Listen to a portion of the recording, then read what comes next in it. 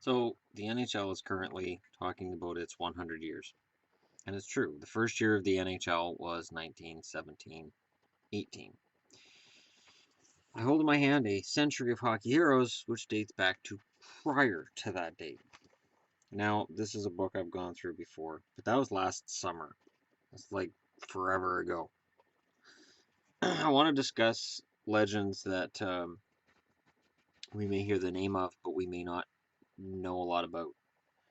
So I want to start with an American, Hobey Baker. Because, I may come off as pro-Canadian due to the fact that I talk more about the Canadian teams than the American teams, admittedly. There's more Canadian subscribers than American, admittedly. And it is considered to be a Canadian sport. So let's start with an American who played from 1906-07 for St. Paul's. The league isn't available. That's right, the league he played in isn't available. The name of it. He played for Princeton. He played for St. Nicholas. They've only got stats for 8 games where he had 18 goals, no assists, 18 points. But assists were different back then. There were no secondary assists, and there was no forward passing in the in hockey back then. We didn't have to say NHL, just hockey. So this is before the forward pass. Just let that sink in a little bit. Hockey was still a new sport in the United States when Hobart Amory Baker began to play the game around 1906. Baker first made a name for himself in hockey at St. Paul's School in Concord, New Hampshire. By the time he reached Princeton University in 1910, Hobey Baker was ready to become America's first hockey star. But Baker was more than just a hockey player. He also excelled at golf, gymnastics, track and field, and swimming. He was an All-American football hero during his days at Princeton, where he captained the team in his final year. Baker was a handsome man with a twinkle in his eye and an impish grin. His blonde good looks won him fans on both on the ice and off. Doesn't look blonde in the picture, but it's black and white, so okay, I'll go with that. During his days at Princeton, Baker was also captain of the hockey team for 2 years. When his team played, they were often referred to as Baker and 6 other players. Baker was not happy with that description because he believed teamwork is essential to success. Still, Baker was by far the school's best player. He was a speedy skater with slick stick handling skills. Newspaper stories would be filled with accounts of his dazzling displays. They often talked about Baker jumping over sticks and legs to score a goal. Some stories say that he once jumped up and ran on top of the boards to outrace an opponent. I want to see it. Make this an all-star weekend skills competition now. Add it to the shootout. I want to see it. And make sure that in any shootout, when there's 3 guys shooting, that your least skilled player is one of the 3. Because I want to see him run up on top of the boards to outrace the goaltender, opponent, whatever. Baker came from a wealthy Philadelphia family and grew up with the spirit of sportsmanship and fair play. Even when other players broke the rules to try and stop him, Baker would always shake hands with the opposing team. Baker played the position of rover in the days when hockey teams used 7 men on the ice. The rover was responsible for helping the forwards score goals, but also had to help the defensemen prevent them. Baker had many offers to play professional hockey in Canada after he graduated from Princeton in 1914, but he chose to play with the St. Nicholas amateur team in New York. Soon after arriving, Baker joined the American Air Force and flew as a pilot during World War I. He was killed in a plane crash on December 21st, 1918, 5 weeks after the war ended. In 1945, Hobey Baker was one of the first players elected to the Hockey Hall of Fame. Ever since 1981, the best player in U.S. college hockey has been presented with the Hobey Baker Memorial Award. So there you go. Like I said, I'm just going to look through, find guys that we don't discuss a lot, don't hear a lot about.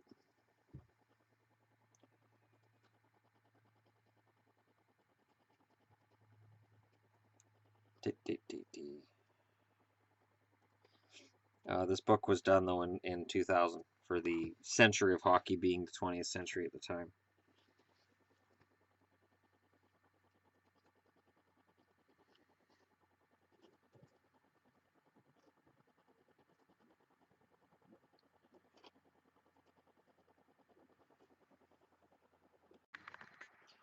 I get asked a lot about the best players to never have won the Stanley Cup.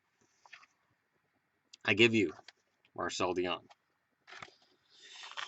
It's been said that Marcel Dionne spent his entire career playing in the shadows. Despite all his success and his scoring records, there was always some other player that received the attention Dionne deserved. But make no mistake, the Little Beaver, as he was known, was one of the best to ever play.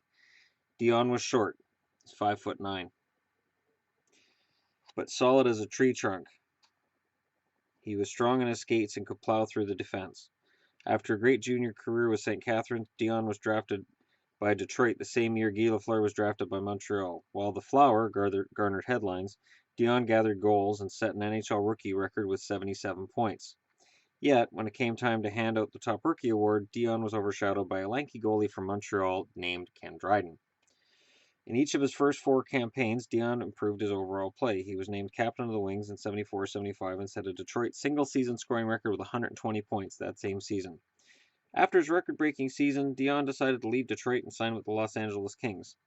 The league made sure the Red Wings received some good players in return for losing Dionne, but none of them would be as good as the guy they lost. Dionne recorded 800-point seasons in Los Angeles, and he still holds the Kings record for career goals, assists, points, and consecutive games played.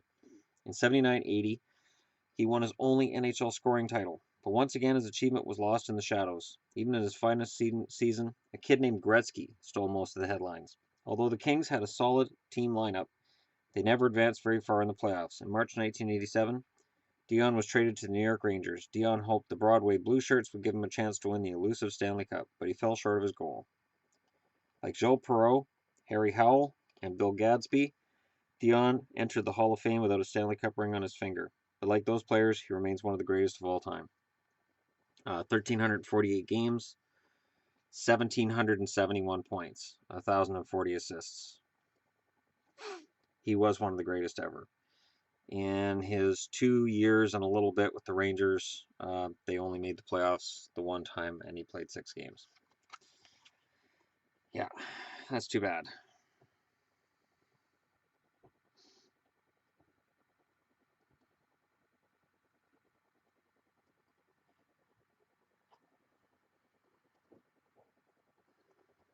But again, he was one of the greatest.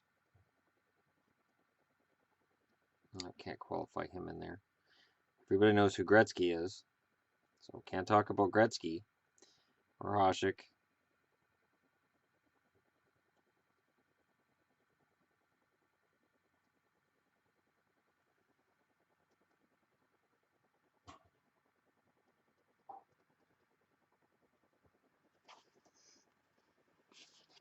Everybody knows Tim Hortons now as the donut place. The guy played 1,400 games in his career, had 500 points. He was a defenseman. I guess it's easy to forget that he played that long in the NHL. He had 1,600 penalty minutes. He wasn't so accommodating as a player. It's a good picture of him here with a California Seals player draped over him.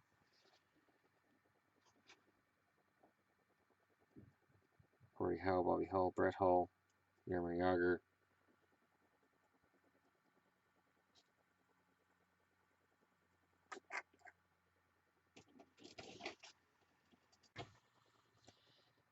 Dickie Moore.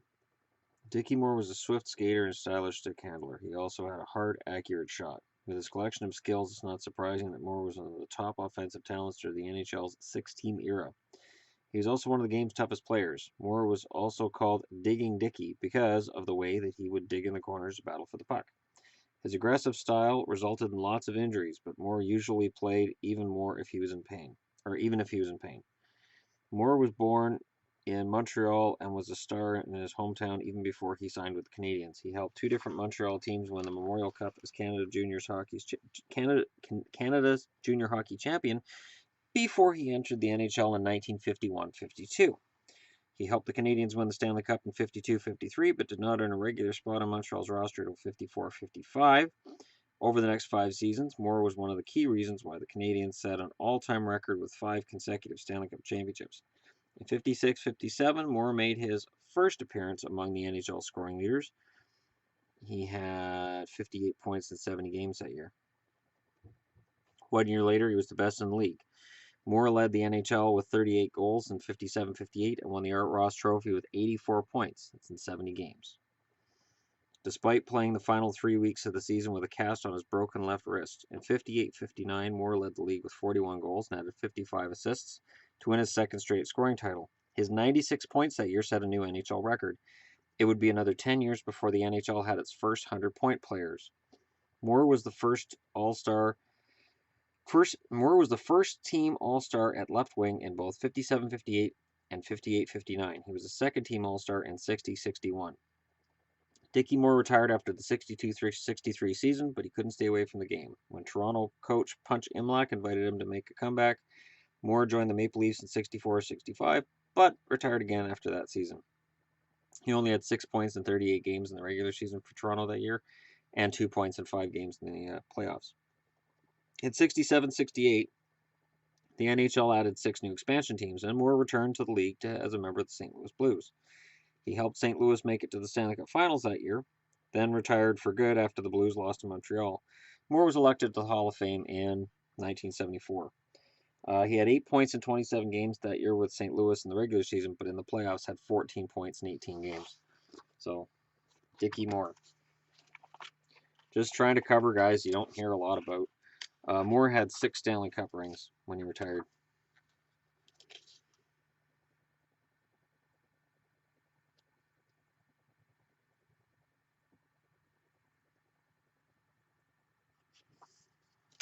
I'm going to look for one more. Bobby Orr. Yeah, nobody ever hears about Bobby Orr.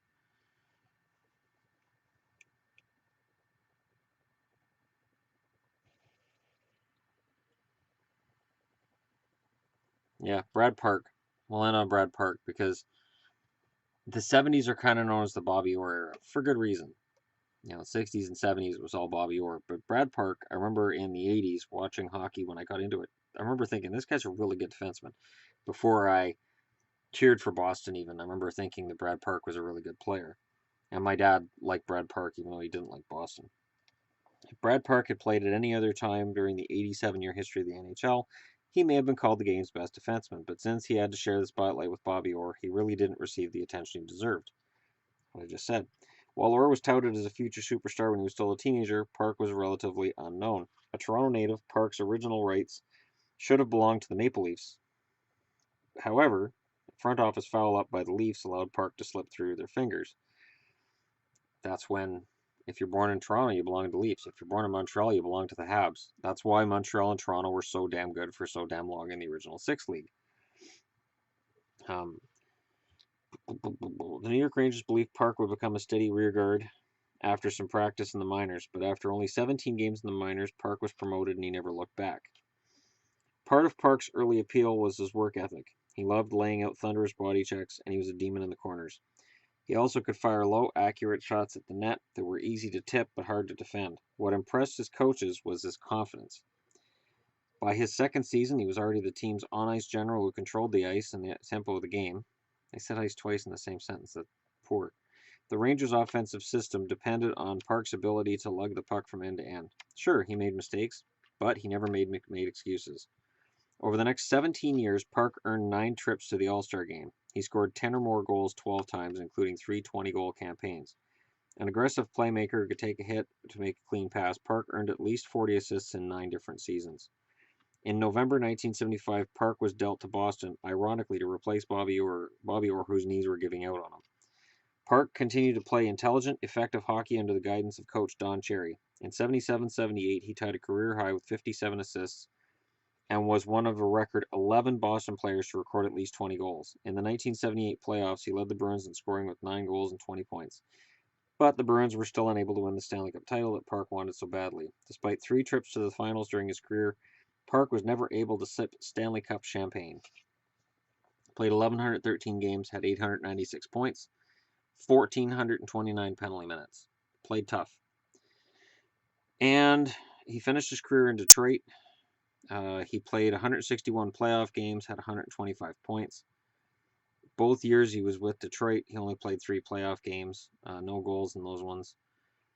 And yeah, in 77-78, he only had 15 games to get those 9 goals, 11 assists. Those are good point totals for defensemen. This is one of the reasons that when I'm asked about things, I know things. I have magazines, books on anything related to hockey.